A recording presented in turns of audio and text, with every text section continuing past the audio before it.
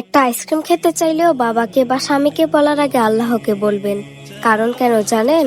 কিছুক্ষণ পরেই জানতে পারবেন। ভাতের মার ফেলবেন কিন্তু লুসনি খুঁজে পাচ্ছেন না, গোসলে যাবেন গামছা খুঁজে পাচ্ছেন না, সাথে সাথে আল্লাহকে বলবেন যে আল্লাহ খুঁজে পাচ্ছি না, পাইয়ে দাও। যদিও এগুলো জিনিস হাতে কাছেই থাকে, একটু খুঁজলেই পাওয়া যায়, তবুও আগে আল্লাহকে বলবেন। আমার ছেলে ঘুমের মধ্যে পুরো বিছানায় গড়াগড়ি করে, খাটের মাথায় গিয়ে বাড়ি খায়, নয়তো নিচে পড়ে যায়। এজন্য দুই পাশে কোল বালিশ দিয়ে রাখি। রাতে ঘুমের মধ্যে হঠাৎ হাত দিয়ে দেখি এক পাশে বালিশ নেই। ঘুমের মধ্যে উঠে বিছানা চারপাশে খুঁজলাম, পেলাম না। বিরক্ত হয়ে শুয়ে পড়লাম।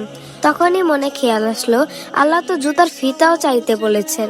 আচ্ছা আল্লাহকেই বলি, বলে আবার খোঁজা শুরু করলাম।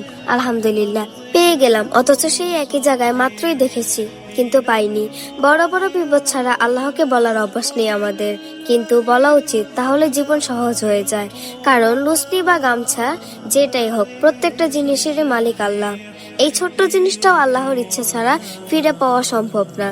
যতই নাগালে থাকুক বা চোখের সামনে থাকুক, তাই খুঁজবেন, কিন্তু আল্লাহকে বলে নিবেন। একটা আইসক্রিম খেতে চাইলেও হাজবেন্ড বা বাবাকে বলার আগে আল্লাহকে বলবেন। এই ছোট্ট জিনিসটা কিনে দিতে কোনো বাবা বা হাজবেন্ডই না করবেন না।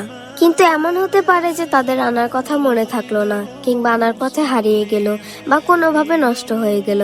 কিন্তু আল্লাহ ইচ্ছা করলে যেভাবেই হোক আপনার হাতে পৌঁছে যাবে। সবচেয়ে বড় ফায়দা হলো, এই ধরনের ছোট ছোট বিষয়ে বলার অভ্যাস থাকলে আল্লাহর সাথে স্ট্রং একটা কানেকশন তৈরি হয়ে যায়। তখন বড় বড় বিপদে মাথা ঠান্ডা থাকে। নয়তো আমরা প্যানিক করে ফেলি, হসপিটালে যাই, হাজার হাজার টাকা ঢালতে থাকি, এর কাছে বলি ওর কাছে দৌড়াই। এই সেক্টরে পরিচিত উচ্চ পদস্থ